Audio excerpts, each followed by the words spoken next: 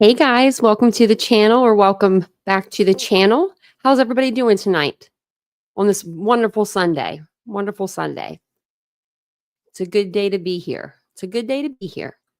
So, welcome in. Tonight we were going to decorate trees, but what we're going to do is I'm going to do that tomorrow with you guys. Probably during a live in the daytime, but we'll see how that unfolds. But I got them out and I got everything kind of out, and there's just so much. It's like overwhelming the amount of Christmas decorations that I do have. So, welcome in, everybody. Let me know if you guys have already decorated your house for Christmas. I'd love to know. If you're new to the channel, I'm Tanya or TitaniumBuilt. You can call me either or. And thanks for being here. Thanks for coming. Also, if you're not new and you're coming back to join me for another live, I really appreciate that so much. I know I'm live every single night, so I'm really glad that you guys come and you hang out with me. So I do appreciate it. Hey, Mary Beth, and I saw Cat's Live changed her name. We got another Princess Elsa in here. We used to have a Princess Elsa. You used to come into our chat, but I haven't seen her in a while. But I like the name. What's the Elsa for? Is it because the Frozen was her name Elsa, the lady, the girl Frozen? Is that where it comes from? Hey, Ladybug. But I like it. Oh, that's cute. Nickname from Ashley. Oh, that's cute. Welcome in, Miss M. How are you doing tonight? Well, it looks like everyone's having a pretty good time in the chat. See a lot of laughter. Hey, Dawn. Hey, Stephanie. How's everybody's day been going? Has it been slow? Has it been pretty fast on the streets? I haven't really been out there to really know. I've been running around in here all day, I feel like. And I had to go out to get cat treats. One thing. Hey, Ashley Higgins. Just one thing. That's it. Cat had to have them. And as soon as I came home, he knew. Hey, Doodlebug. He's like, she got me treats because he was acting all nice to me, and he usually just doesn't really care too much for me anymore. He has a new friend. There's a new friend in town. It's Vincent. Hey, DM. Number 14. Thank you for liking the video. I appreciate it, guys. Hey, Lisa Rose. In the bushes tonight. We won't tell no one. Hey, Sherry. Oh, Mary Beth, thank you for gifting a membership. That's so sweet of you. I'm not sure who got it, but make sure you thank her. Everyone's usually pretty nice about thanking people. I'll get messages like the next day or 2 or 3 days from like a live, and someone will be like, someone gifted me a membership. And I'm just like, I don't know. You know what I mean? Because it's like, it could be like, a few of you guys are always really good at gifting and stuff. So, oh, I'm glad that these are the best part of your day. Ashley, mine too. They really are. Hey, Julie Crafton. Welcome in. Hey, Michelle. Hey, Chatty. Cat needs treats. Mm-hmm. Mine will be best too. Oh, my goodness. Mine won't shut up. I think he yelled at me today. It was a sound I've never heard him make. It was like, like really loud and to the point. And I was just like, and I looked at Vincent. I said, did he just yell at me? Like old man yell, like after you hit a certain point, you like old men, like they just like to yell.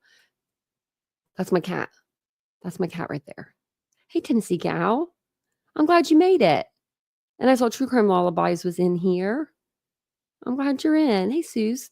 This is Suds instead of Sudes. Suds.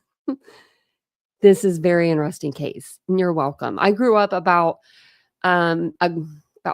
40, 35, I'd say about 35 minutes from Piketon. It was another county over. So it went Ross County. I don't even know what county that is. That's not Pickaway. There's a county in between. It might be Pickaway.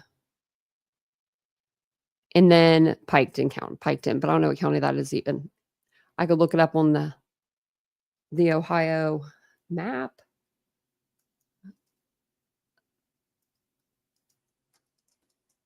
Map of counties. That's what we want to see. Let's see, because I don't even know where I live now. Like if you were, I mean, literally, I just know I'm west, southwest. Let's see on here. And I'll show this map to you guys. Let me share this with you so I can show you where. Okay. So they were in Scioto, I believe, either Pike or Scioto. And it goes Ross County, Pike County, and then Scioto County. Okay, Pickaway is above. I thought Pickaway was up higher. That's where they were they were looking for that Wagners. I had heard like because I was from Ross County and I had heard like rumblings that they were looking for Jake Wagner in Pike or Pickaway County, but they ended up finding him and his brother in Ross County. They pulled him over on a traffic run. So that's how that kind of started. Or that's how it started arresting people anyway. They arrested the dad first. But I thought we would continue the coverage tonight. I was going to like do another case in between, but I was like, no, let's just continue this. This is a good one. So let's continue the coverage of this, of the Piketon Massacre. If you're not aware of the case, we'll catch you up throughout the live. You'll get caught up pretty easily. It's pretty much 8 family members of the Rhoden household were, there's no other way to put it, executed in their sleep. Most of them were sleeping anyway when it happened. You're going to find out that some of them weren't asleep, and some of them even had the suspect speak to them. So this is a crazy ride. But we have been talking about the Rhoden family, who are the victims, and then the Wagners, who are now the prime suspects in their deaths. And let me pull up this. Okay, so this pretty much shows you a little bit of who's who and, how it goes. So we're going to go with the Wagners first. They're going to be on the left. George Billy Wagner is the father. And then I don't know why it has the fourth or the second. He's the fourth, but it has Angela Wagner and Billy Wagner's the third. Then they have George Wagner, and he's really the fourth. And then Edward Jake Wagner. Well, Edward Jake Wagner, the connection between the Wagner family and the Rhoden family is Hannah and Jake. And we went over them last night and their relationship and how they had a daughter together. And she was actually 4 years old at the time of the unalivings. That's why some of these aren't usually correct, the drawings, but that's okay. We know our stuff over here. So that's the connection. Those two had a baby together, and that connected the families. So then up here at the top, you have ex-wives, ex-wife, ex-husband, Dana Rhoden and Chris Rhoden, and their children are Hannah, Christopher Rhoden Jr., and Clarence. They called him Frankie Rhoden. He had a son with Hannah Gilly. She was at the house that night, and she was executed as well. And then you have the brothers and the cousins up here, the Christopher Rhoden, brother with Kenneth Rhoden, and their cousins with Gary Rhoden. So everybody to the right, except for the children, were unalived that night by the 4 people on the left side. So very crazy case. Hey, Suze. Oh, that's okay. You can always go back and check or catch up if you need to. We did some pretty good podcast. Oh, you had to have surgery? Oh, no. That's okay, Angela. I do that sometimes on my own videos. I'm like, oh, I hit the dislike. Will that hurt me? It usually doesn't, I don't think. But thanks, everybody. But welcome in, everybody coming in. When I'm on another screen, I can't see the people. What are you having surgery on? Oh, good luck with your surgery. Oh, man. Well, if I'm on, check, because we're going to decorate Christmas trees tomorrow. So that would be fun to like listen to or, look at. Yeah. Welcome in, everybody. Hey, Brandon.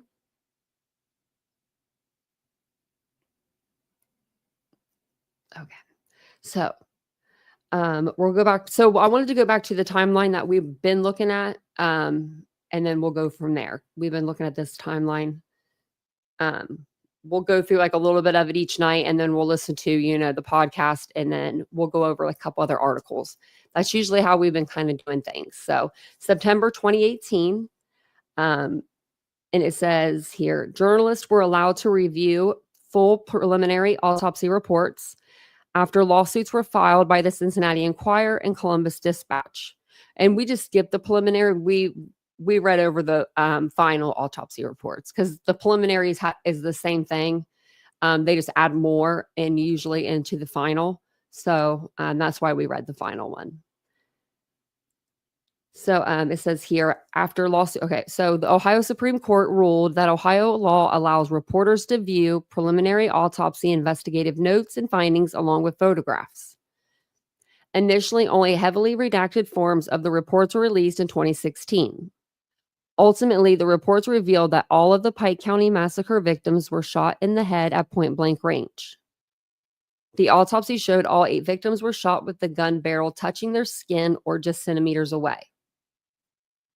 And it'll show us here how many people, like how many gunshot wounds each person got. And I looked at Hannah the first thing, and it was 2. Because remember last night she did that emoji, and she did like 4 gunshots. So I was thinking maybe it would have been 4, but it wasn't. So the number of gunshots per victim, according to the reports, Christopher Rhoden Sr., age 49. To me, that almost sounds like he was awake. Or he was shot once and that woke him up. And I mean, I don't know, 9, that's overkill. Dana Roden, 37.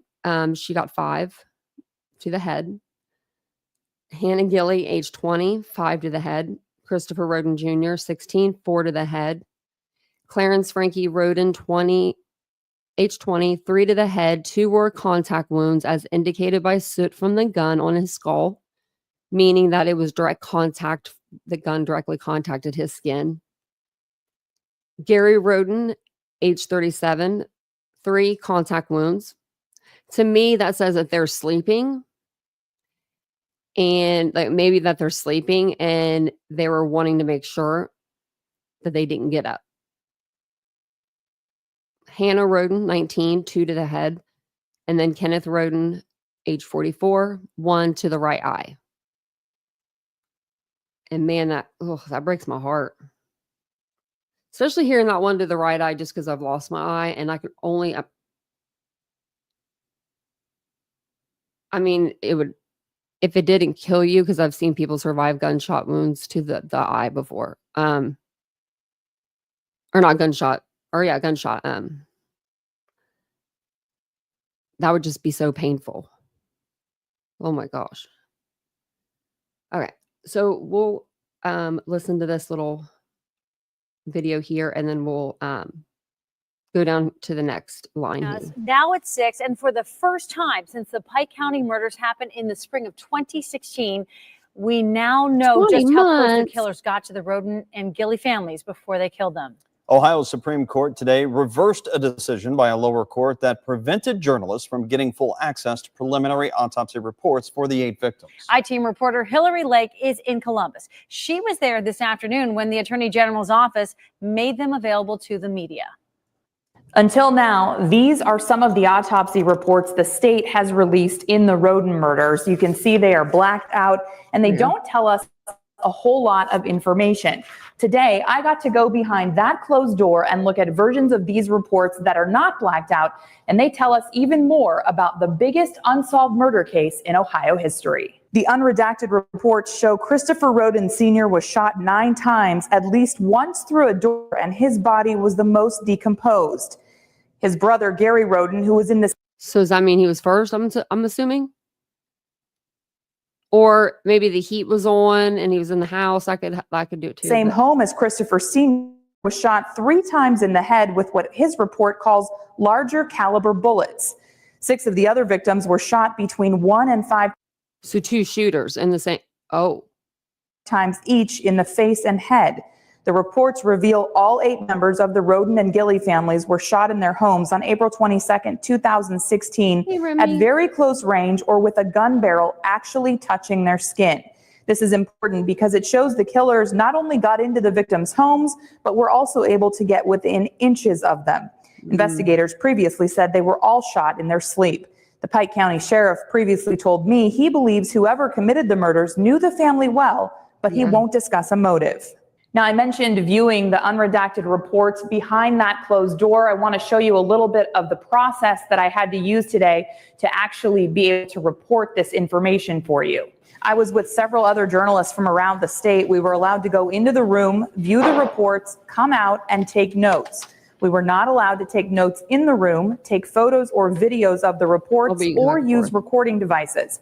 That's because today's Supreme Court ruling only allows for journalists to inspect these records and not copy them, in part because they are sensitive in nature. Ohio's Supreme Court wrote in its ruling today that the Pike County General Health District initially wrongfully denied the Inquirer newspaper access to the full preliminary autopsy reports back in May of 2016. In Columbus, Hillary Lake. Well, that ain't good for them to do that, but wow. So they could like go in and look at the unredacted version of that. We saw that autopsy report. It was so redacted. It was like, I mean, we might as well not even read the 66 pages, really. You know, we just knew the names, and that they were shot. Like the basics. I mean, it was like really minimal. Everything was redacted, but so, wow.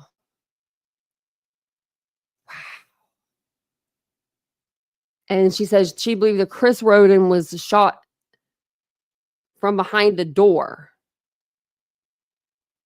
And then, like, was he running? You know, I don't know. That's terrible. That's really terrible. Okay, so we'll read through the November 13th or 18th or 13th, 2018 update. And then once we get towards like how they went about this, y'all are going to be blown away. I'm telling you. Hey, Sunday Doodles. Hey, Mo and Company. Welcome in, everybody. Let me actually get my thing. There we go. So I can see you guys. Oh, look at Ladybug with the cute little Santa Claus and the Christmas tree. That's cute. Oh, I know, Suze. Yeah, we have the right here. We have the press conference. It's pretty long. I was like, wow, it was 40 some minutes, but I do remember it because I was like, when this case happened, I mean, I was so close, you know, and it was like, what? And things were happening during this time, like right before this time and during this time, and maybe we'll go over that as well, where there were women that were unalived, like 8. That come up missing, and some are still missing, and some were found on sandbars along Scioto River in Ross County, and they still don't have a person for that. It's amazing what has happened in that town. So November 13th, 2018, authorities announced they arrested 6 members of the Wagner family for their alleged involvement in the Pike County Massacre. And, you know, and we know 2 of them, grandma, they ended up getting their charges dropped. You know, they got deals or charges dropped. Indictments show that 4 members of the Wagner family, George Billy Wagner III, Angela Wagner, George Wagner IV, and Edward Jake Wagner, were charged with multiple counts of aggravated murder. Rita Newcomb, who is Angela Wagner's mother, and Frederica Wagner, who is Billy Wagner's mother, were charged with obstructing justice and perjury. They should have kept some charges on them. Authorities announced they would seek the death penalty for all 4 family members charged with murder. DeWine said he believed the massacre of the Rhoden family, the youngest of which was just 16 years old, came down to a custody battle over a toddler. Edward Jake Wagner, 26, and Hannah Rhoden, 19, had a child together. Man, that's an age difference. Like, that just seems... He must have been extremely immature. I mean, I guess, obviously. Officials said evidence showed that Billy, Angela, George, and Jake developed an elaborate plan to kill the Rhodens. DeWine said the Wagners studied the Rhodens' habits and routines and knew the layouts of their homes. Authorities alleged the Wagners bought ammunition, a magazine clip, brass catchers, and a bug detector to prepare for the crimes. The family also studied counter surveillance devices on the properties, including pets, and tampered with phones, cameras, and parts of the home security systems, investigators said. The family also allegedly constructed a homemade silencer that was used in the shootings. In addition to the murder charges, members of the family were also charged with forging child of custody documents, DeWine said. And we will, well, should we go? Yeah, we can go over these. November 28th, 2018, George Wagner, the fourth, entered a plea of not guilty to all 22 counts he faces. He has been held without bond since, pending his criminal trial. Billy Wagner entered a plea of not guilty to all 22 charges he faces. His trial date has not yet been set, and he's getting ready to go on trial. And they actually won, I believe, change of venue. So that's like the latest news. Like that just happened the other day. I'm not sure where they're going to go.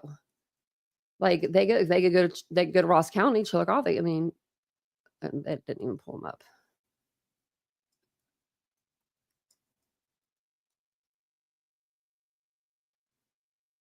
And he's spared from the death penalty. I don't know why. But that's how like crazy this is. This is all the way. We're still back from 2018, and we've got stuff going on right now in 2024. We're getting ready to head into 2025, and we're going to be still. That's how big this case was. Like, I mean, it's crazy. It was a huge case. But Billy Wagner entered a not guilty plea. This June 2019, we'll read through this right here. The state dropped charges against Frederica Wagner, Billy Wagner's mother. Frederica denied any involvement in the crime and pled not guilty to the obstruction and perjury charges she faced. Prosecutors said she lied to investigators and the grand jury about 2 bulletproof vests were found in her home. Authorities said they believed the vests were worn by the killers as they crept into the Rhoden homes while the family slept. Wagner said she bought them through Amazon after the killings happened to protect her family. Investigators couldn't find a record of her purchase and filed charges against her. She should have had those files. They should have kept them. They were wearing bulletproof vests. Okay. She later admitted she bought them on eBay and provided receipts verifying they were bought after the Rhoden family was already dead. I made a mistake, she said at the time. I'm nearly 77 years old. Okay. Judge Randy D. Deering ordered Frederica's charges be dismissed without prejudice and ordered a gag order against the attorneys regarding her case. In my mind, Frederica, they probably did buy 2 bulletproof vests. And then she probably bought 2 more after the unalivings on eBay. So she would have a record of 2 bulletproof vests. And then she can just get rid of the Amazon record. Maybe. I don't know. No, I don't know. We'll have to see about that. I just don't believe her. I don't believe any of them. We'll see. A judge agreed hours ago to drop perjury and obstructing justice charge against Wagner. Now, this is related, of course, to the 2016 Pike County Massacre. Evan Millward joins us now with why she is not off the hook, though, just yet. She's not, but we are hearing from her for the first time this afternoon. Here's the thing. It all boils down to this. Prosecutors agreed to drop charges because of a deadline. They say they're worried about meeting a speedy trial requirement because they're still investigating new evidence against Frederica Wagner. The way the decision is worded here today, she can be charged again in this case later. Wagner, though, has maintained her innocence and hours ago declared victory with this decision. Prosecutors say she lied to the grand jury about the investigation into the deaths of the Rhoden and Gilly family members and hours ago against Frederica Wagner. Case later. Wagner, though, has maintained her innocence and hours ago. I don't know what that is, but if she's celebrating, there's 8 people that are dead. I mean, really? declared victory with this decision. Prosecutors say she You should've lied to pulled the her grand ass jury back in that about the courtroom. investigation into the deaths of the Rhoden and Gilly family members in 2016. At the center of that fight, 2 bulletproof vests investigators found in her home. Prosecutors say they were for her family charged with the murders. She says she bought them after the attack for protection. Protection from what? Why would they be after you if they were after the Rhoden family? You know what I mean? They just unalived 8 people. I think they got who they wanted. I kind of a little disappointed in the system because nowadays I think it used to be, I always believed you were innocent till proven guilty. Nowadays, it seems like general opinion is you're guilty You look until like you're proven innocent. guilty. Perhaps that's because of social media. I don't know. But No, that's because you had 2 bulletproof vests in your possession, lady. I never What do you lied need about them for? anything.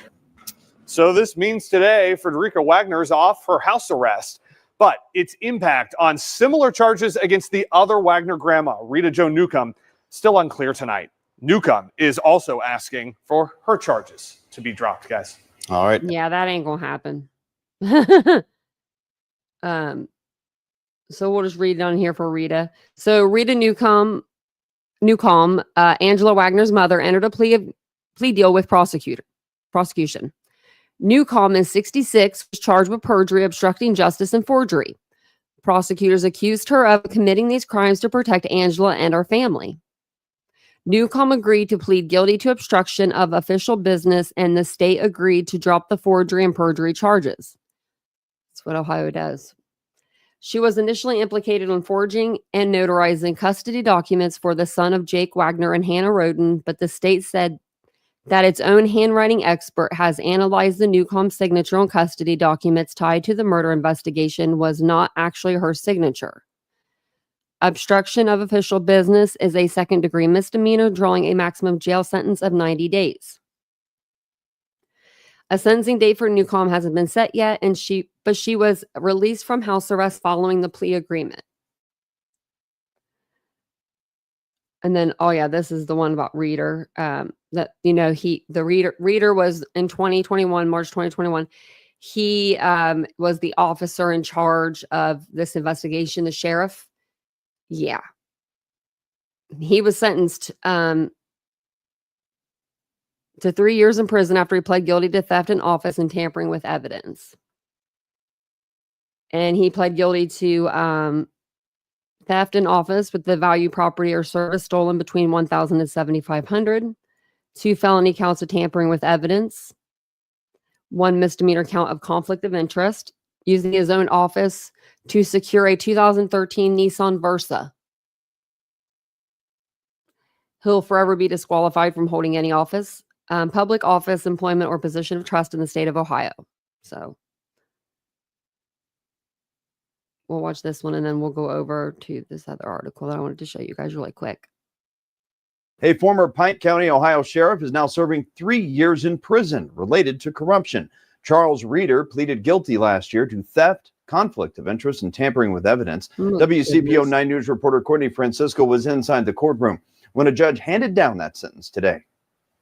There were a lot of tears inside here today. The sheriff cried as he begged the judge for leniency. His supporters cried while describing his work as sheriff, and his wife and children cried when they found out that he would be spending time in prison. It will be 3 years before Charles Reader is free in public with his family again. Your Honor, please do not send me to prison. I have roamed, but I'm not ruined. I still have a lot of good left in me. Reader became sheriff in Pike County, Ohio in 2015. In 2019, a grand jury indicted him on more than a dozen charges related to corruption, such as stealing money from drug bust and allowing his daughter to drive impounded cars. By 2020, he pleaded guilty to 5 of the charges, and today, Judge Patricia Cosgrove sentenced him for that. Why did you take the money? Reader says he did it to fund charitable projects and says he paid it all back. I took the money. And mind you, To pay charitable, but what did it say? Did you put it into charity? No, you don't steal money to put it into charity. this does not excuse it, but from drug dealers. that took it from parents of very poor people in this county. Supporters told the judge job stress so you could contributed take to the it? scandal, mentioning the 2016 Pike County massacre that gained international He's a spotlight. dumbass. There's no greater man than Charlie Reeder. The judge sentenced Reeder to 6 years in prison for 2 counts of theft and 2 counts of tampering with evidence. She sentenced him to 6 months in the Summit County Jail for the conflict of interest charge. The judge is allowing him to serve some of those sentences at the same time, so he will serve a total of 3 years. And we have to conduct ourselves Patricia, you got to fix your name badge. with integrity so that everyone trusts us. Reeder's son tried to hug him one last time before leaving. That's not typically allowed, so Reeder backed away.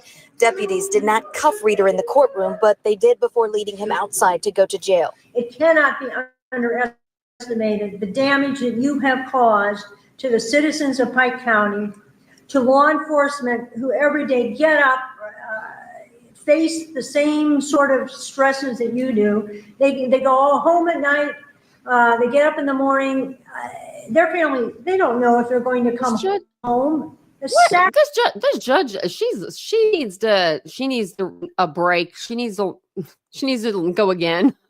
Sacrifices that these men and women make, I think you made a mockery of them. Our team has investigated this case extensively, and you can find all of those reports connected to this story on our website, WCPO.com. Reporting in Pike County, Ohio, Courtney Francisco, WCPO 9 News. Right?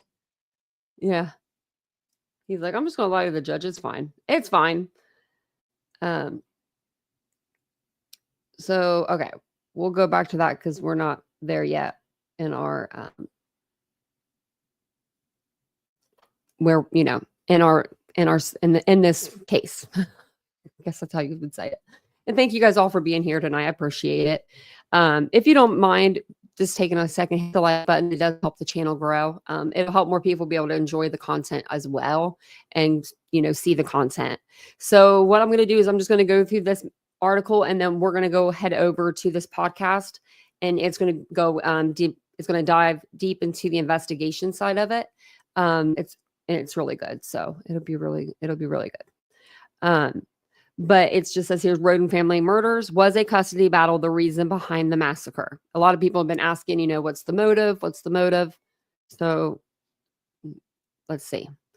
It's not, and I want to say that they had protected dogs there, protective dogs. Like, so that it's crazy that these dogs didn't bark even after the shooting, like, you know, began. Like they were that comfortable with these people. And that's scary. It's not often that a killing in rural Appalachia can be mentioned in the same breath as a Shakespearean drama or even the legendary feud of the Hatfields and McCoys.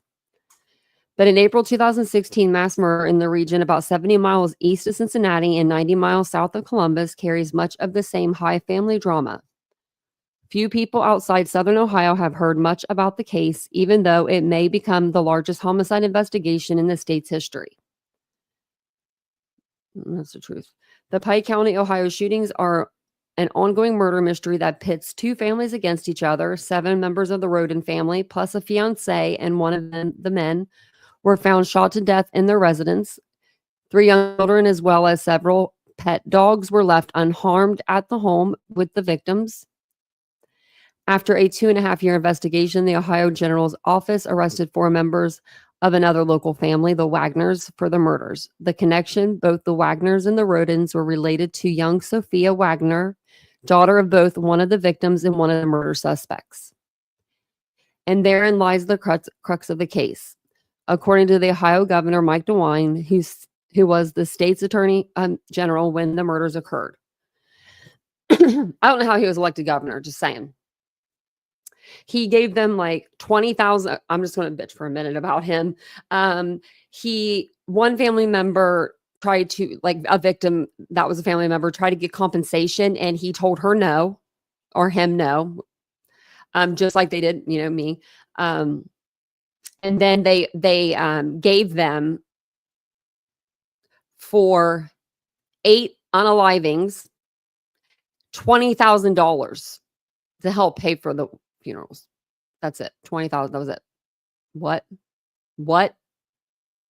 Maybe 2. Like, they did these people dirty. In my opinion, in my humble opinion, the state of Ohio did not do this family very well. That's what I'm saying. Who are the Rhoden family victims? The shooting traumatized 3 interconnected families: the Rhodens, the Manleys, and the Gillies. Most victims were found in 3 trailers on the Rhoden family property in Royal Pike County. One was in a camper several miles away. Then Attorney General Mike DeWine described the shootings as execution style. According to the Dayton Daily News, killers shot the 8 victims collectively a total of 32 times, with one having been shot 9 times. Some victims showed bruises indicating they might have been beaten. On Union Hill Road, early in the morning of April 22nd, 2016, Bobby Jo Manley called 911 to report that she thought her brother-in-law, Christopher Don Rhoden Sr., 40, was dead. There's blood all over the house, she told the operator. Christopher Sr. was the ex-husband of 1 victim and father of 3 others. One of his cousins, Gary Rhoden, 38, was also killed in the home. In a nearby trailer, authorities found the bodies of Christopher's son, Clarence Frankie Rhoden, 20, and his fiancee, Hannah Hazel Gilly, 20, who was shot 5 times, including once through the eye. 2 children were found unharmed at the scene: Gilly's 6-month-old child, Ruger Lee Rhoden, and Frankie's son, Brentley, age 3, who was sleeping on the couch that night, and according to the Enquirer, unlocked the trailer door to rescuers. So they locked the doors when they left for him to have to get up and unlock them again. He may not have witnessed the murders, but saw the bloody bodies. Bentley's mother, Cassie Robertson, says her son later told her, "I picked up Daddy's hand and it just fell."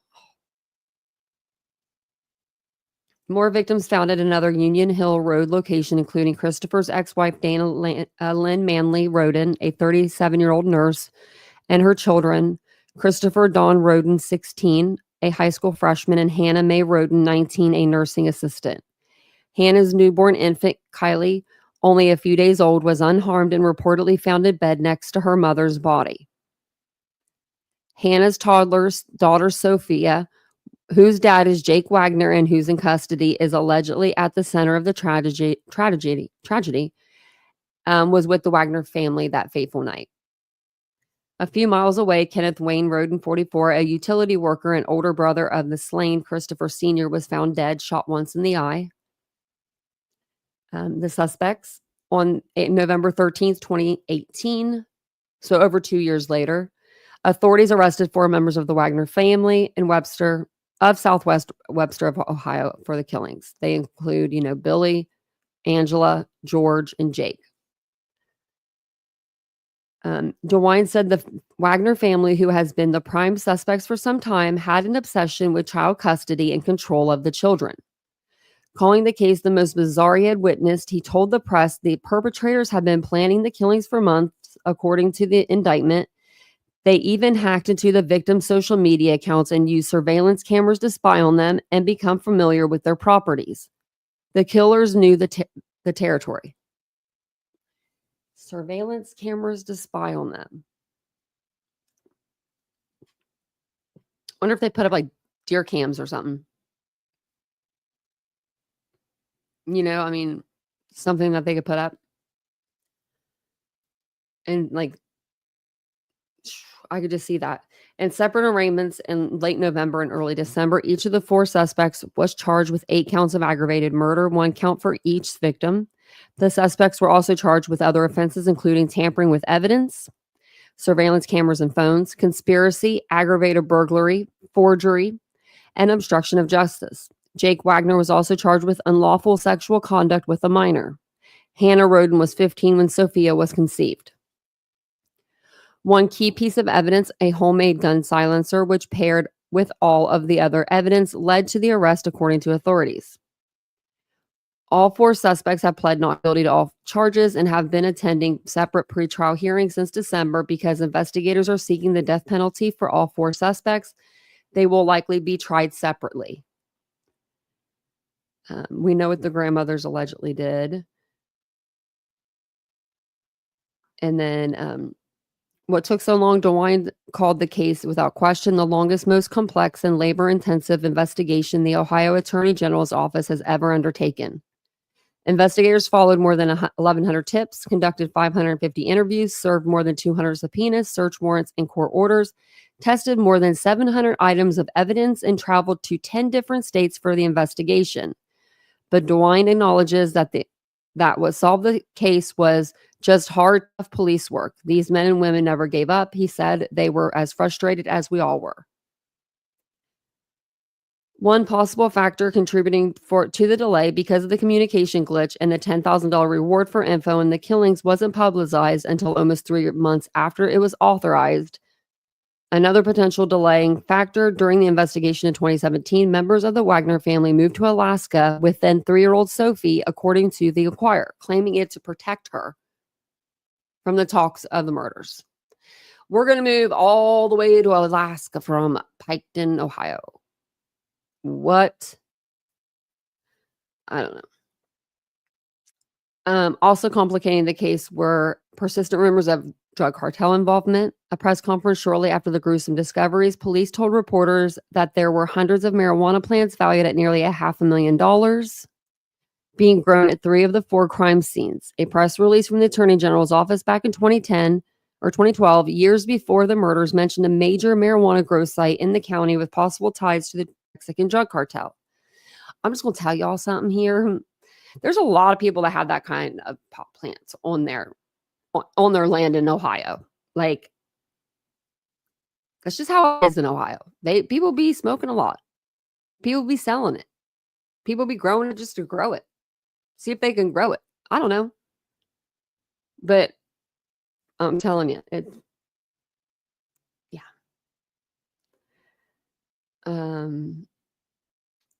Let's see here.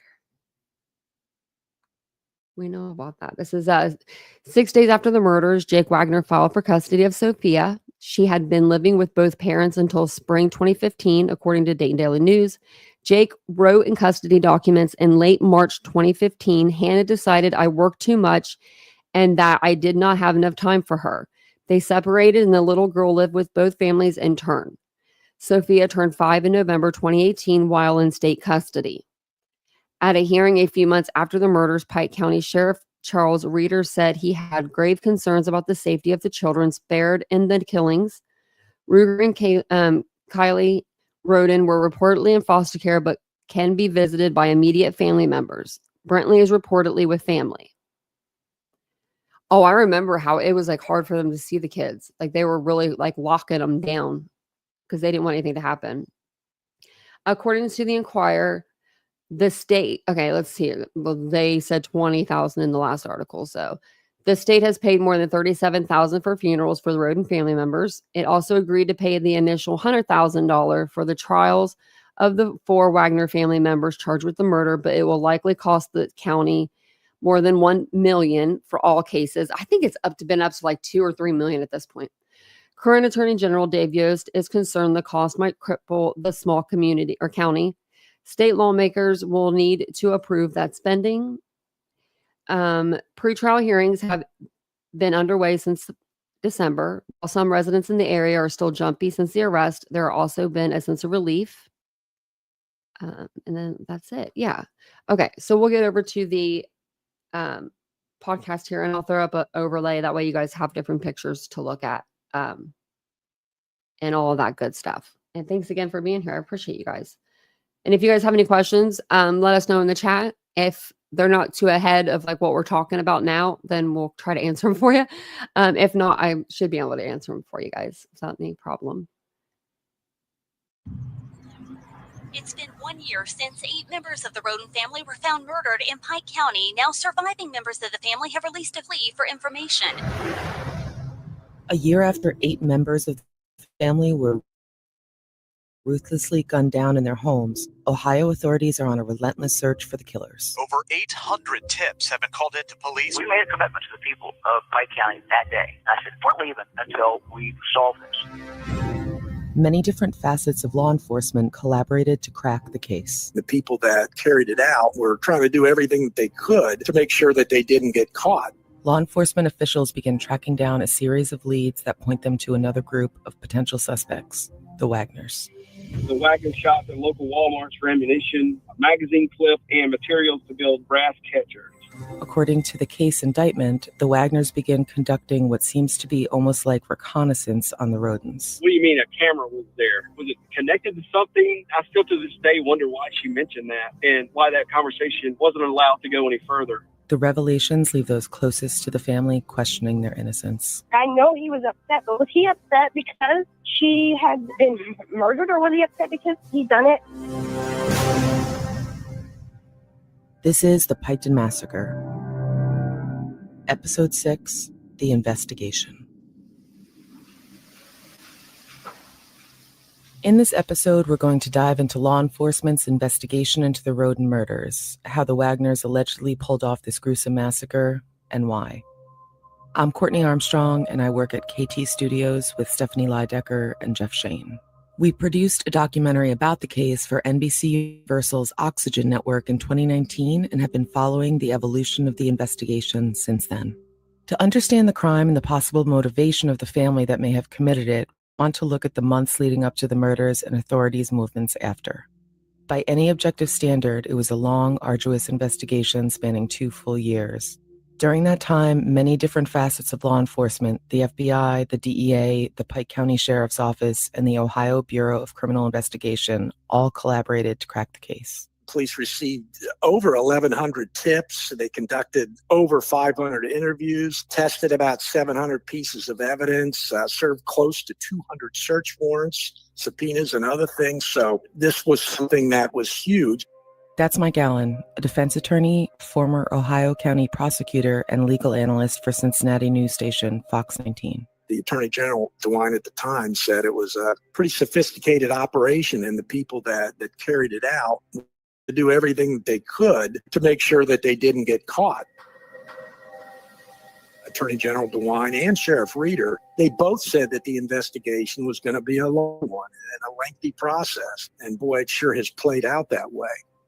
But how exactly did investigators circle in on the Wagners as suspects and eventually compile enough evidence to make arrests? In previous episodes, we discussed some of the conflicts between the Wagners and the Rhodens in 2016. There was a custody battle between Jake Wagner and Hannah Rhoden, and a physical altercation between Billy Wagner and Chris Rhoden Sr. It seemed like the relationship between the two families was reaching a fever pitch in the months leading up to the murders. But these two families didn't always have such ill will towards one another. Here's journalist Jeff Winkler.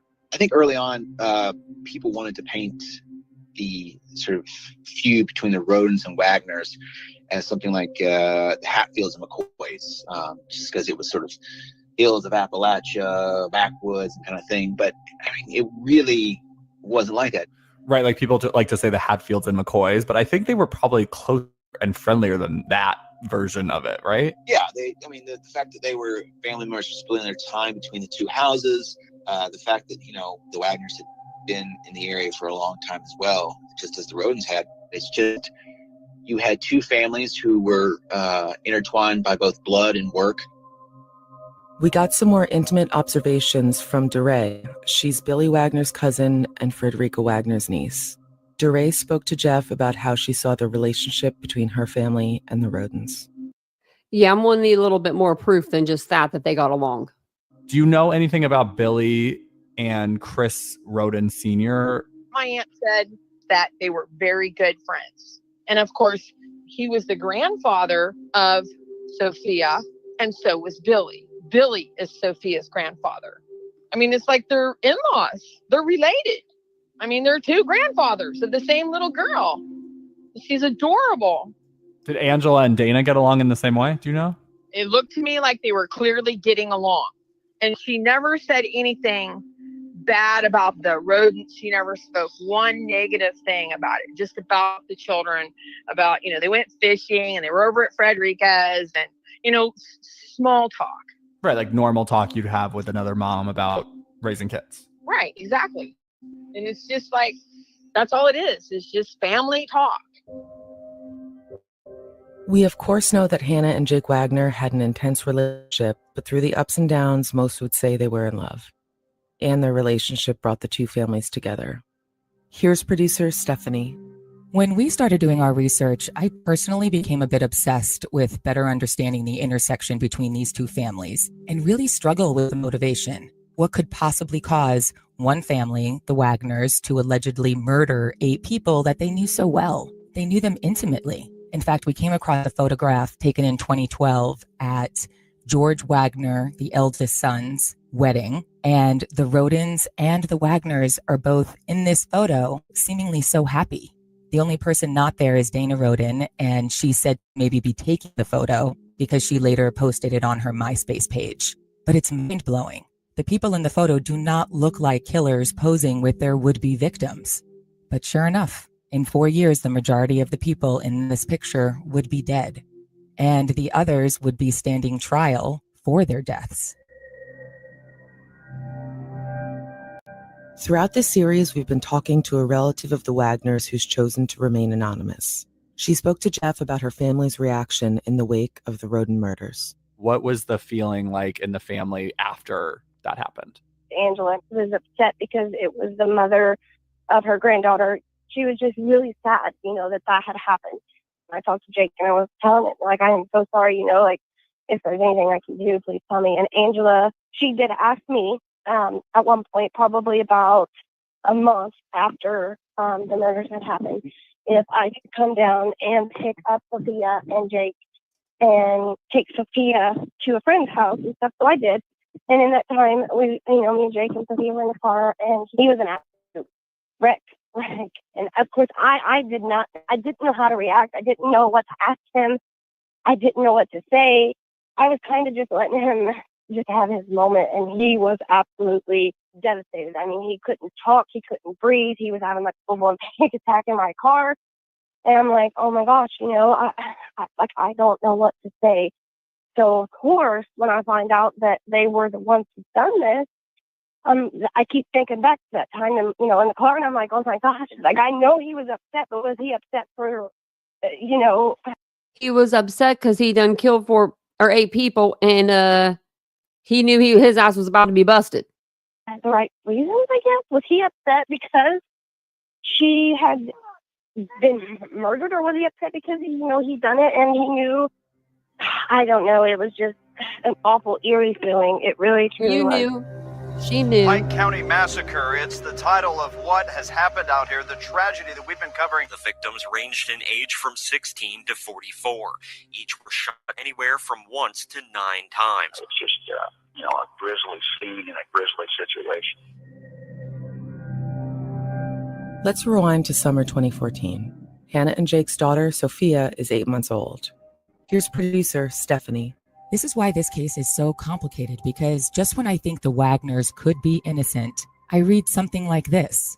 Around this time, according to the case indictment, the Wagners began conducting what seems to almost be like reconnaissance on the Rhoden family. Over the course of the next 2 years, they allegedly began hacking into the Rhodens' personal computers, their phones, even their social media accounts. They even reportedly used surveillance cameras to spy on the Rhodens. But why would they do that?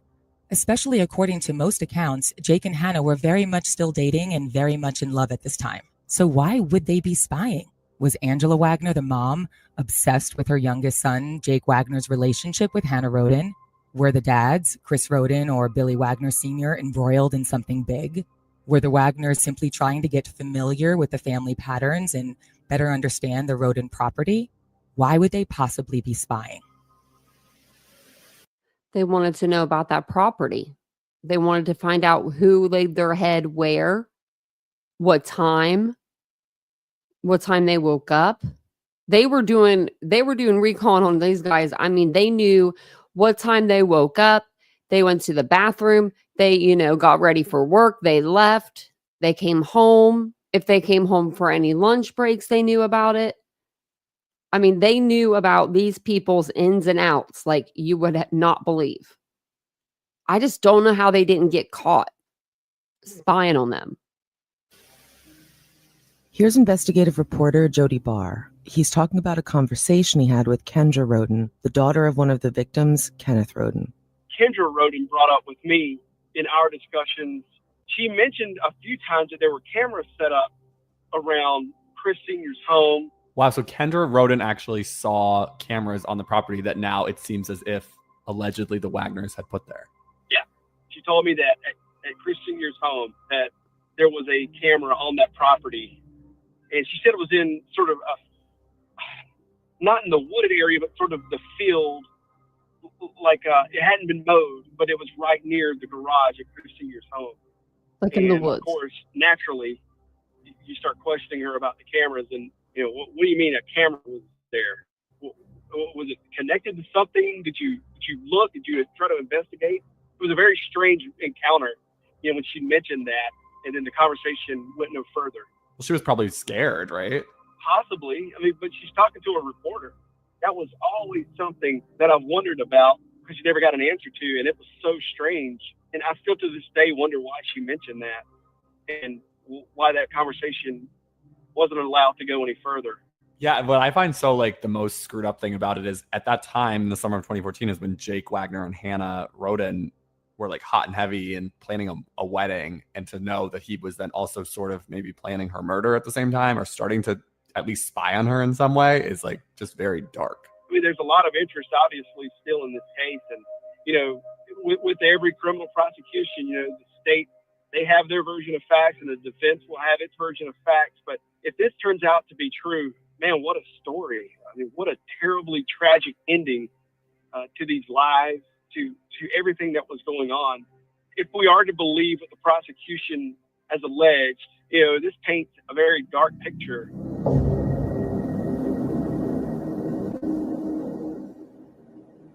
We're going to take a quick break here. We'll be back in a moment. Like many of us, loan credit card on CNN gave him on his birthday by sharing the link. Want to know more? CuriosityStream.com. It seems that the Wagners became Go to CuriosityStream.com to satisfy your curiosity and sign up today.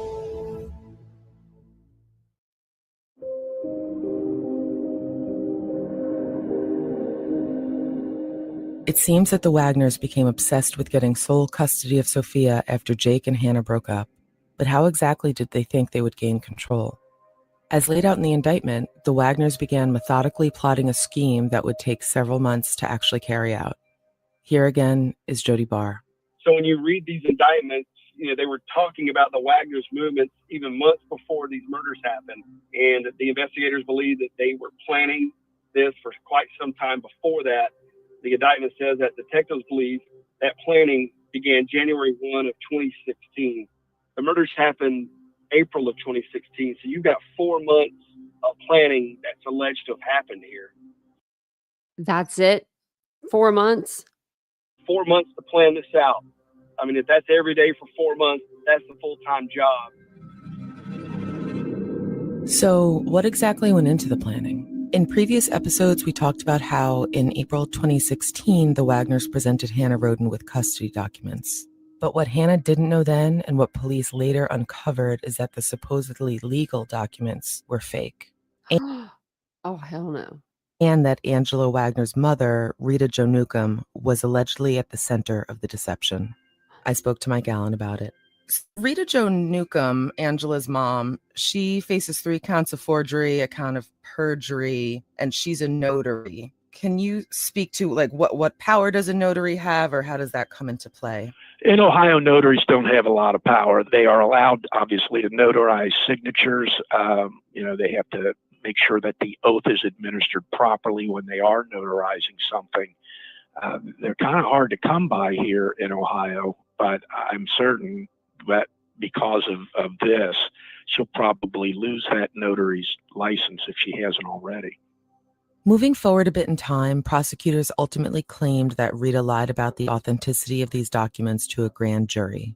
But in an unexpected twist, Newcomb agreed to a plea deal with the prosecution. She pled guilty to a misdemeanor charge of obstructing official business. She got off so In easy. exchange, felony charges of forgery and perjury were dismissed. Here's Newcomb speaking in court. I just feel that it's not a good Christian thing to lie, and I couldn't live with it no more. It's difficult to hear her because of the recording, but she says, I just feel that it's not a good Christian thing to lie, and I couldn't live with it no more. Jody Barr thinks there could be Yeah, because her ass got caught. ulterior motives to Newcomb. If they were still rolling deep, you know what I mean? If the family was still out there and they weren't caught, Grandma, in my opinion, would take it to the grave. Deal. The prosecutor said in court, though, that a handwriting expert concluded that Rita Newcomb did not sign the documents herself. Newcomb admitted to falsely telling I the love it when grand they jury bring and religion into it, investigators too. that she did so only because her daughter, Angela Wagner, who was among those charged with the killings, told her to do so. I mean, there were some heavy charges dismissed, were investigators trying to squeeze the grandmothers to get some information out of them. Mike Allen seems to think so. Now, there's a lot of speculation, and in the normal case, the first thing you'd think of is, okay, they gave her a reduced charge in return for cooperation, and I would not be surprised if that's not the case. But again, we won't know until we get closer to trial. Can you be compelled to testify for the prosecution? Sure. I mean, if they receive a subpoena, unless there's some kind of legal reason why, they couldn't. The prosecutor could issue the subpoena. If there's testimony, the prosecutor would probably ask the court to designate that person as a hostile witness, and then they can use leading questions. According to court records, the documents appointed a guardian for Jake and Hannah's daughter in the event of their deaths. When police later searched the Wagner home, this document was found in a box belonging to Angela Wagner labeled important stuff. Oh. I asked Mike Allen about the legal ramifications of these forged documents. How does it appear that these documents were forged on April 3rd? It was 19 days before the murders. I tell you what, I've been doing this for a long time, and I've never seen anything like this. It's evidence for the prosecutor. The defense attorney has to find a way to explain that away, which is probably next to impossible. But yeah, that's strong evidence from a prosecutor's perspective. As we've discussed before, it was around this time that Chris Rhoden Sr. and Billy Wagner got into a fight as well. Here's Mike Allen recapping that confrontation. Back in mid-April 2016, supposedly, there was a fight between Chris Sr. and Billy Wagner. Nobody seems to know what the fight was about or what caused it. Things were obviously becoming strained between the two families. But the beginning of April also brought a lot of joy for the Rhoden family. That month, Hannah celebrated her 19th birthday. Here's Rhoden family friend, Stefan. It was a happy occasion, it was family get together and lots of fun, because they were fun. They were always having, get-togethers, birthday parties, anything like that. They were a great family unit. But as the Rhoden family was celebrating, the Wagners allegedly were busy planning murders. The Wagners already had a cache of firearms, but around this time they began making their own silencers. If the Wagners did do it, it's likely that these would have been used on the night of the murders. I mean, would they do YouTube that, how to make a silencer? The family also bought ammunition, a magazine clip, a bug detector, and materials to build brass catchers. Jody Barr filled us in on what some of this equipment is used for. The brass catcher is a bag that hooks on the side of a firearm. It will catch spent cartridges. So every time you pull the trigger, a cartridge is ejected. And if you were really interested in not leaving anything behind, as far as ballistic evidence, this sounds like a great start. This bag will collect the shell casing so there's no evidence left behind. The bug detector, apparently that helps someone find listening devices and sometimes create white noise to muffle sounds or discussion. The indictment also includes a reference to a specific pair of shoes that the family purchased from Walmart. Listen to this. But why would they need a particular pair of shoes to pull off a murder? Here's Stephanie. One such theory is that the Wagners were trying to frame Dana Rhoden's brother, James Manley. He's significant because, if you recall, Dana Rhoden's sister, Bobby Jo, made the first discovery of bodies and called 911. She also called her brother, who rushed to Dana Rhoden's house and also found their bodies. His prints were allegedly at the crime scene. However, just one day before the murders, the Wagners drove 2.5 hours to a specific Walmart to buy a particular pair of boots. They're seen on surveillance buying these boots, and they're the same kind of boots known to be worn by James Manley. Bam, right there. Even went to a Walmart hours away to buy the shoes. Why would they do that? Here's reporter Jody Barr.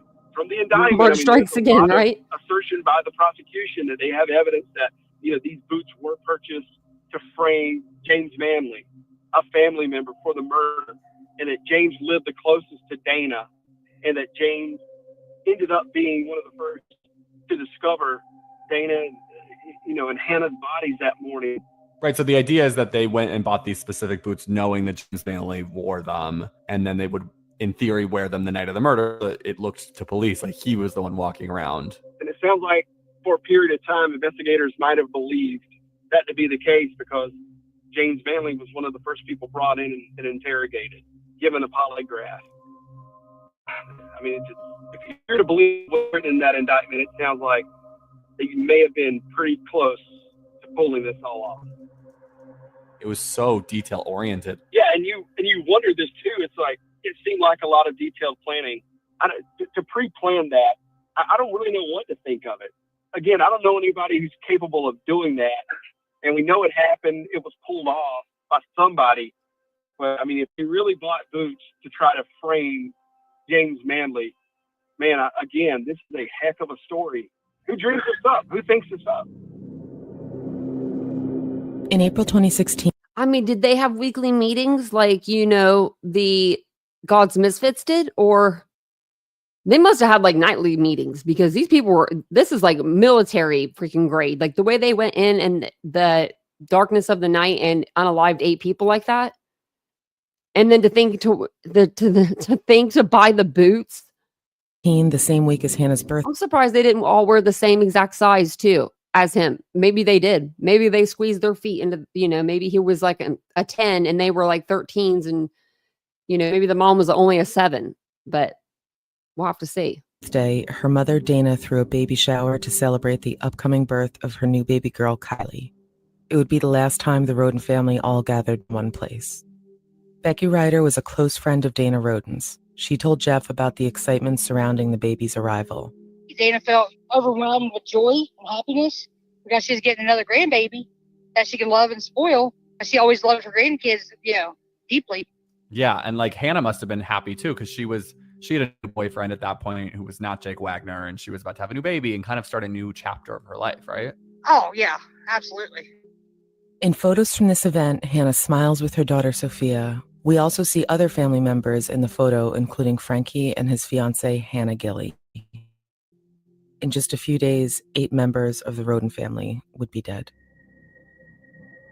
But DeRay's recollection of the events leading up to the birth of Kylie is different. She says at that point that things are still going well between Jake and Hannah. I believe they may have disagreements, and I think there was disappointments, but I don't think there was any hate. We've discussed in previous episodes how the people of Piketon were immediately affected by the murders and the shroud of fear that hovered over the small town. I just don't understand why it happened here. You have to really wonder things like, is it like mafia or anything like that? Because it's just crazy. If I lived down there, I wouldn't stay there. I would be so afraid. But in the wake of the murders, many news outlets were portraying Jake Wagner as almost a sympathetic figure. This is how the Cincinnati Enquirer described him in a July 2016 article. A full-time single dad with mounting legal bills, with a new job that pays half of what he was making to ensure he is close to Sophia. But close still means the 23-year-old makes a daily commute to Cincinnati, a 2.5-hour daily drive. Anybody who was connected to this family, there was a lot of emotion from the public involved here because of these children. So it's no surprise that Jake, a lot of people felt for Jake. I mean, he's left there with that very young daughter, and he's fighting to get her back. But it's what the family did in the wake of the murders that raised some suspicion. We know that just 6 days after the Rhodens were killed, Jake Wagner filed for custody of 2.5-year-old Sophia, his daughter with Hannah Rhoden. In a previous episode, we talked to Ohio criminal defense attorney Mike Allen about how this looks from a legal perspective. That's extremely strong evidence for the prosecution.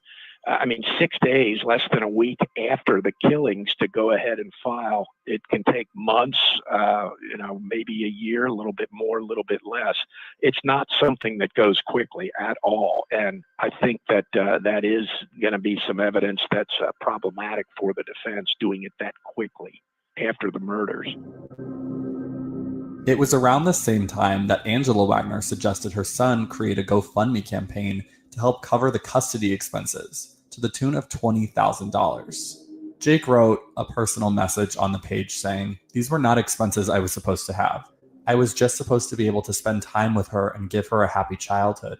Sophia and I are just asking enough to settle the fees that we acquired due to the horrific tragedy to her mommy." Oh my God. He finished, "I hate seeing my daughter cry. We want to get our lives back." But these legal actions seemed unusual to many in the community. Here's investigative reporter Jody Barr. I do remember seeing that in the Roden Massacre Facebook group, people talking about that, and just, there was a lot of angry comments about it that, a lot of people in those groups have already convicted the Wagners. They already believe they did it and they're guilty. And, to see that and how vocal the Wagners were on social media, it seemed to rub people in that group the wrong way. That was the wrong message that the Wagners should have been sending at that point in time. But, a lot of people saw it as the brazenness of the people wrapped up in this to make a move like that, to ask for help. Let's stop here for another quick break. We'll be back in a moment. He'll forget about the first home and service for people who these Hispanic to meaningful beauty, the power of melon leaf stems. In May 2017, with the investigation in full swing, officials searched the farm of a Piketon resident named Bernard Brown. Mike Allen filled us in on why police may have been interested in the property. Agents searched his farm. I guess he's a friend of the Wagners and knew them for a long time. I guess they fixed cars together, a lot of cars on the lot. I guess Jake had stored some cars and some other things on the property. And I tell you what, cars and vehicles and equipment are all over these farms that have been searched. So, maybe something could have been hidden somewhere. Somebody must have given law enforcement a tip that there could possibly be something there, or they wouldn't have searched it. Bernard Brown was not charged with anything. Authorities searched 2 large trailers and took 1 smaller utility trailer owned by the Wagners from his property. According to Brown, Jake Wagner sometimes worked for him fixing cars. Brown said that the Wagners had dropped items off at the property a week prior to the search. It was clear that investigators were becoming more interested in the Wagners. By the spring of 2017, the family had been interviewed several times by authorities. It should be noted that Jake and Angela were interviewed 5 times, Billy 3 times, and George once. DeRay spoke to Jeff about a conversation she had with Angela Wagner as police narrowed in on her family. One day she goes, I can't believe it. They just won't leave us alone. They just will not leave us alone. She goes, it's terrible. She goes, we're starting to get really worried that we're going to be arrested.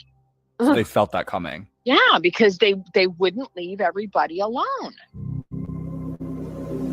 Rumors of the Wagners' potential involvement in the Rhoden massacre quickly spread, and soon they were being targeted not only by police, but by Pike County residents as well. Everybody had started basically attacking them, the community, accusing them of murdering those people. Like if they were in town and people identified their vehicle, they would throw pot bottles at them. Angela had actually went into a store one day and some woman had actually pulled up behind Angela as she was coming back out of the store and threw a glass ski bottle at her, and it busted her in the back. In May 2017, as the community continued to turn against them, Angela Wagner took social media to publicly declare her family's innocence. Here's Jeff reading from her post. Okay, I have decided to tell you all a couple of things about me and my family. What has happened to us in the past few weeks has been devastating, and it will follow us for the rest of our lives. Hannah was a daughter to me. I loved her dearly. Her loss still hurts to this day, especially when I see her every day and my granddaughter. We did not do anything to hurt Hannah's family. We want justice, just like everyone else. It is real disturbing. If you really want to know what you guys are doing, your accusations now will hurt Sophia later in life when she really understands what happened. Let's try to find the real monsters who've done this. So let's really unpack this for a moment, because if Angela Wagner is in fact a martyr and had been targeted by the town, I mean, having a bottle thrown at you if you did not commit these crimes would be hideous, especially the town that you love so much. Angela and her husband lived there for generations. That had to be really difficult. However, if they did it and they just went about their lives speaking to the press openly, you know, when I look at her photo, I know I've said this before, she looks like a mom. But then she's also grimacing in her mugshot. And even during her pretrial hearings, there's something sort of smug about the way she presents herself. It also makes me wonder, could she possibly be at the center of this? Facing violent backlash from locals and increasing attention from authorities, the Wagners did something that left everyone in Piketon stunned. Here's Jeff Winkler again. Their lawyer had said that they were the primary suspects. And so it was around that time, May 2017, that the whole family emptied out a few cargo facilities that they had, some sheds and whatnot, loaded all up, and then up and moved to Alaska. When they left for Alaska, I was like, oh, wow, they're running.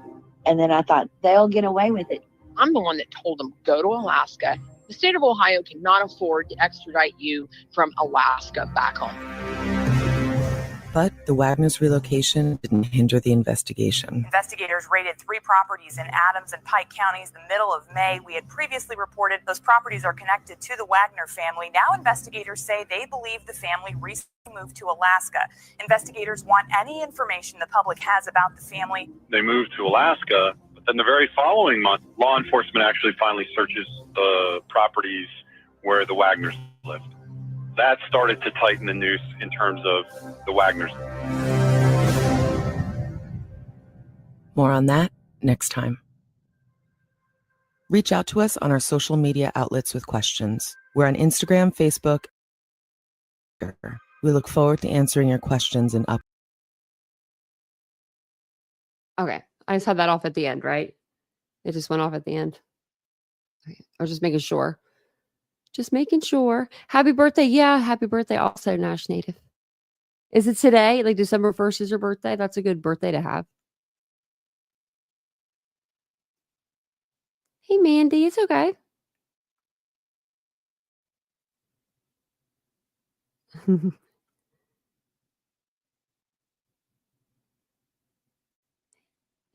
He's serious. Let me go down a little bit. There we go.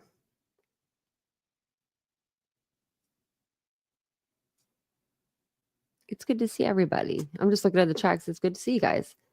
Let me see what I was going to show you next. Add this and then. So just some of the stuff that some of the evidence that they have against the Wagners was witness testimony. Family members and witnesses testified, and we're going to watch bits and pieces of each of the trials. For Angela, she took a deal, but Angela, we'll go through them like individually. Jake the fourth, or I'm sorry, George the fourth, Jake, and then Billy Wagner the third. And we'll see, and we'll do a little bit from each trial, but for Jake's, we'll listen to as much of it as we can because he's going to be the one that's going to tell most of the story. So, yeah, he leaves this family hanging. So family members and witnesses testified about the Wagner family's abusive behavior, including Jake Wagner's abuse of Hannah Rhoden. Hannah's cousin, Kendra Rhoden, said that Hannah had confided in her about Jake's abuse, including audio recordings of him admitting to hitting and choking her. Video Video showed some of the Wagner men attending the funerals for the Rhodens before they were considered suspects. I don't know how I feel about that. Cannabis was discovered at the crime scene, including an indoor grow house with hundreds of plants. The cannabis was believed to have been grown for sale, but not for personal use. Or grown for sale, not for personal use. The Wagner family planned the killings using guns with homemade silencers. Angela Wagner testified in court against her son, saying that he was willing to confess to the killings himself, but she was opposed. She also said that she regretted her actions and she should have protected her sons. I think that's why she did it. She was trying to, in her mind, protect her sons. So Jake Wagner's testimony, it says Jake Wagner testified that George Wagner IV helped execute the plot. Jake also said that his brother froze and did not fire, leading Jake to kill the man himself. And that would be, I believe, Christopher Rhoden. So I just wanted to read through some of the evidence that they had. We went over, if you guys missed any of the live, we went over the was a custody battle the reason behind this massacre. Also, we read over some of the timeline that we've been covering. So I want to pin that, make sure I don't get rid of that. And then we went over the podcast. Let me pin this too, because like they had some some intricate stuff going on with this case. They were looking, if you think about it, just 4 months, that's all. Like it would, I couldn't make a decision. It would be no. But if somebody asked me to unalive somebody, like a family member, like my son came to me, I would need more than 4 months to think about it, let alone be like, let's do this thing and start plotting it and writing stuff down and saying that we need these shoes from this Walmart, drive, hours away to get them. I wonder if they all were the same size. Like the same size shoe, because it would defeat the point, right? If they didn't wear the same size as the guy that they were trying to put this on, Manley, the guy with the last name Manley.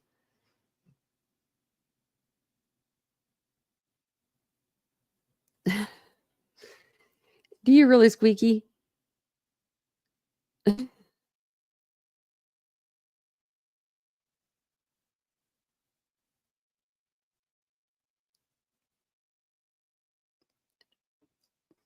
Who?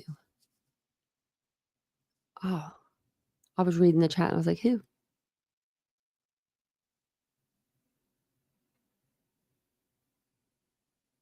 Really? You're not 41, Ash Native. I thought you were younger than me for sure. I thought you look very youthful. Like Squeaky's like, how old are you? I love how Squeaky just asks. I would be like, I'm 30.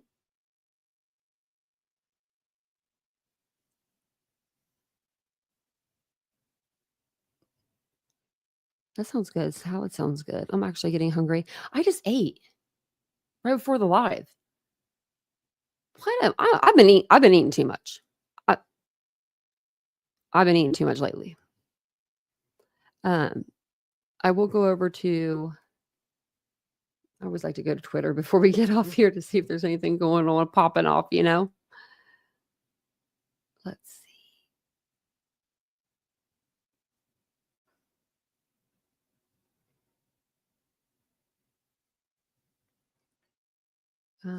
Or if there's anything going on, let's see.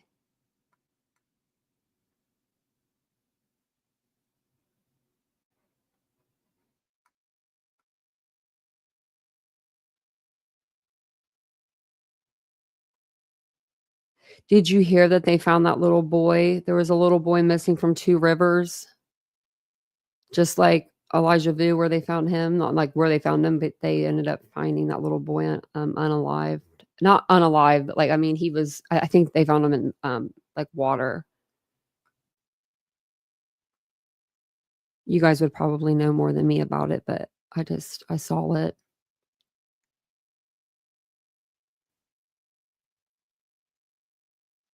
Doesn't look like anything.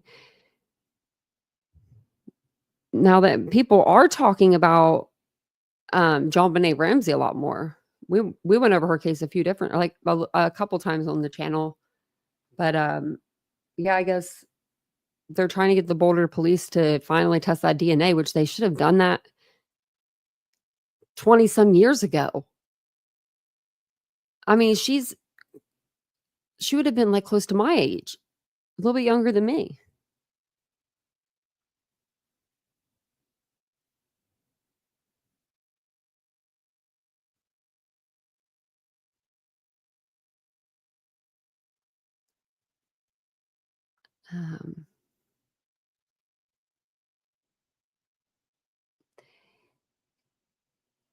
What was I going to say?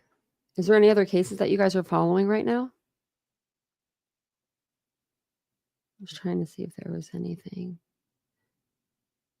good on here, but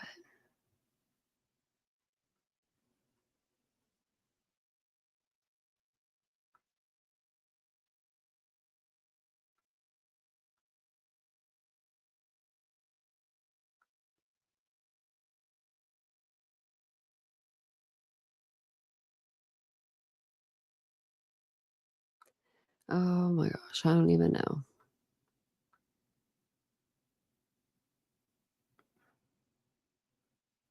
I don't really see anything on here worth really discussing. Surprisingly enough. I mean, I'm sure that there's been people putting stuff together, but Hannah's case. I thought about going over that right when it first happened, but then I didn't. And then time just kept ticking. I don't know. You know what I mean? So I just didn't cover it. But we are doing, I need to write that down. I've been thinking about it all day today. Missing Monday tomorrow. So we're going to pick a missing person and we'll cover missing. We did this last year in December. So last year in December, every Monday, because there's 5 Mondays in December, we do a missing case. So last year, I can't remember exactly which ones they were. I could go back and look because we had missing Mondays and it continued on for a while. But I know one of them was Madalena Kujikari. We'll probably do her again this year just because it's a case that I really care about and I really care about getting that information out. Hey, Blondini. But what else? So we'll do that tomorrow. And then tomorrow during the day, we'll decorate these trees. I have to fluff them a little bit. And I think they're pre-lit, but I have like a ton of lights and I know I put lights on our balcony a little bit, but not that many. I've got like lights for days. I could probably light up the whole apartment complex. So I'm wondering if I should put more lights on those trees to make them even shinier, like brighter. So I might. Oh, that's okay, Dreamcatcher.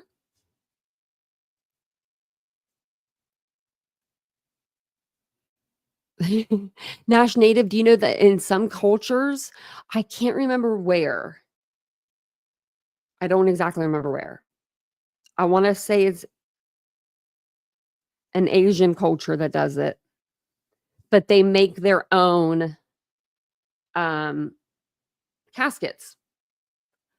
They do it throughout their whole, like not their whole life, but as they get older, and they make them and they're beautiful. And they make them as like to the way they would want to have them. So I don't know. Whenever he goes to court, I might do that. I might do that when he goes on trial. Do you think that Stephen Stearns will go to trial? Do you think he will try to take a plea or? Oh, I'm sorry, Dreamcatcher. Yeah, I didn't know that there was anything coming up for her. Yeah. Well, pine boxes remind me of like prison. Going out in a pine box. It doesn't sound like very sturdy wood to me. No plea, I don't think. Tennessee Gal said, wow. I thought maybe he'd be like, I don't know what he could give. What could he give, Hey, Watcher. Oh, wow, that's getting close. Wow, yeah. Today's what? December 1st, yeah. What? Oh my gosh, true crime lullabies. I haven't been following it because of just the stuff that he did to her. Just I mean, I know other people have put it out there and it should be like a learning like thing, but I don't know. I feel like every time someone talks about it, it's like just making her go through it again, not in this life, you know? But like, I don't know. So haven't really been talking about it, but I will be following it. You're having eye surgery Sunday Doodles? Oh, let me see. We have Narish Bat, which I think that'll be a good trial. That's December. That's December 9th. That little son of a bitch. He's already going to be going on trial because he wanted a speedy trial. So if you don't know about that case, his wife, Mamsa Kaufel-Bat, is missing, presumed dead. They can't find her remains, but he is charged with concealment of a dead body. But he decided to go with a speedy trial. He wants to hurry up and get in prison so he can get out of there as fast as he can, or not go to prison at all. Yeah, because he wants a speedy trial. He didn't waive it. Watcher, I haven't, but you know what? I promised you guys I was going to do that this week, and I didn't, and I thought about that all day today.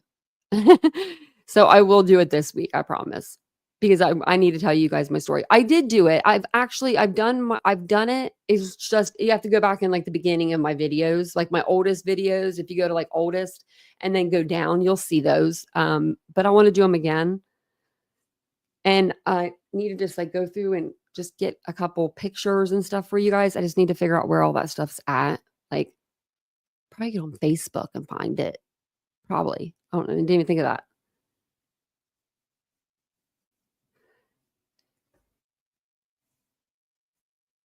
Yeah, he could probably try to think that he can get off on technicality. Or he's going to do like Madalena's mom did, go to jail for a couple of years for concealment of a body or less.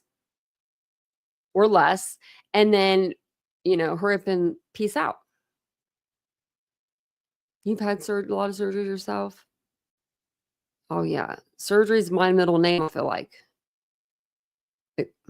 I almost got my MRN number, like the scan bar, like tattooed on my wrist for funsies, because I go to the same hospital every time. I thought it'd be funny. You go puck off, Aries. Everyone's gonna be like, "Oh my gosh!" I don't know. I just saw the last thing. What happened? I didn't miss it. I missed it. We love Aries. What happened? I didn't even see.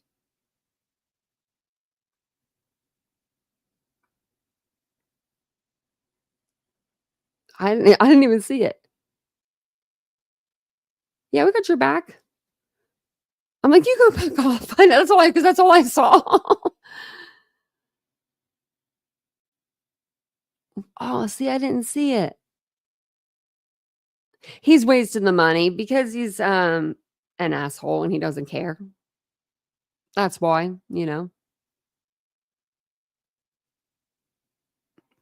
Really? Is he still in the chat? Well, if I see him come back in, I can. Oh.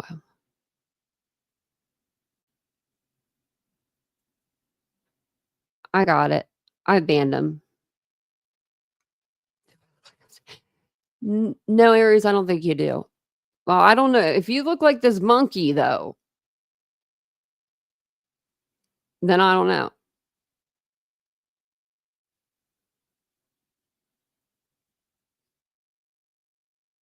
You're welcome. I didn't see it. I'm sorry. No, I didn't hear about that, Mary Beth.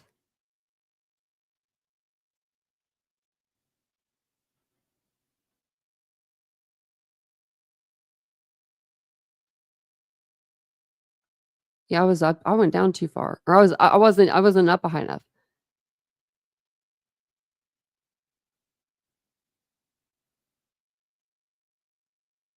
Man, they were in a golf cart. Wow. My friend, he died in a golf cart accident. You have a thyroid eye disease. Oh, I'm sorry, Sunday Doodles. Oh, man.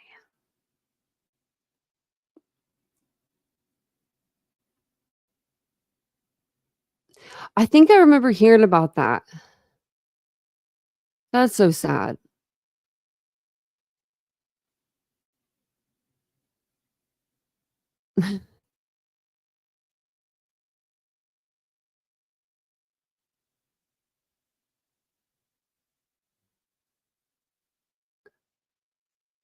Oh, I didn't know. I like the monkey. Has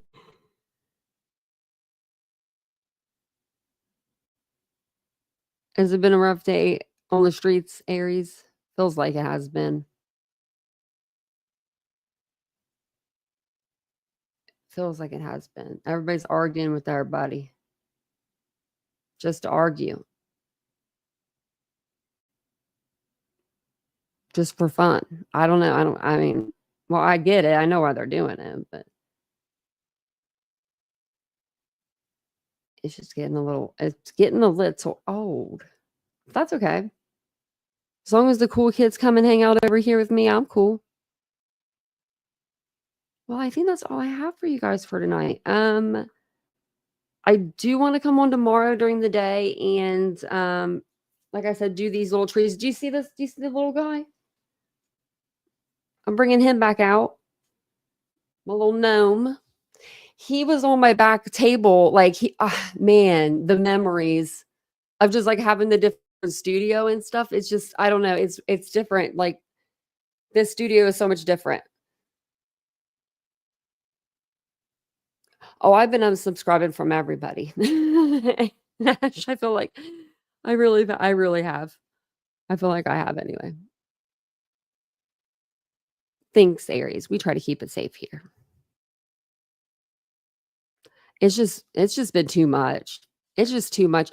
And it's the back and forth. The reason why they're arguing is because it's bringing in people to watch the drama, and that's getting them views. If people would stop watching it, you guys have the power. Like you guys have all the power on who succeeds or who doesn't succeed on this platform. It's just a lot of people will want to hate watch.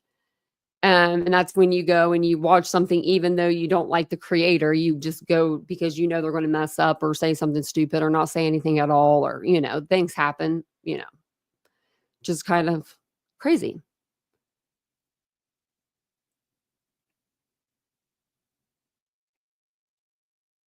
Yeah, you're pretty neutral, Aries. Me, as a creator, it looks a certain way for me to be in certain chats when certain things are being said. I don't know, And so I don't know. I'm trying to get my algorithm back to the way it used to be a little bit. Yeah, some chats are outright rude. They are. Heck yeah, best to stay out. That's what, like, I would love to like go on a panel or something sometime and just like talk about like Sebastian's case or just stuff that's going on.